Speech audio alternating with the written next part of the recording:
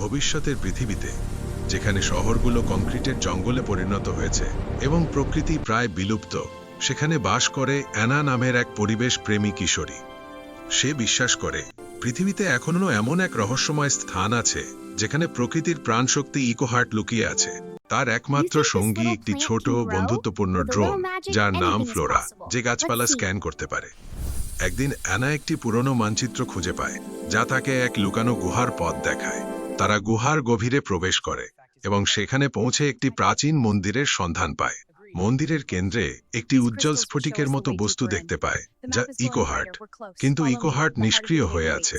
Anna এবং ফ্লোরাকে প্রকৃতির element যেমন বিশুদ্ধ জল, সূর্যের আলো এবং উর্বর মাটি ব্যবহার করে ইকোহার্টকে পুনরায় সক্রিয় করতে হয়।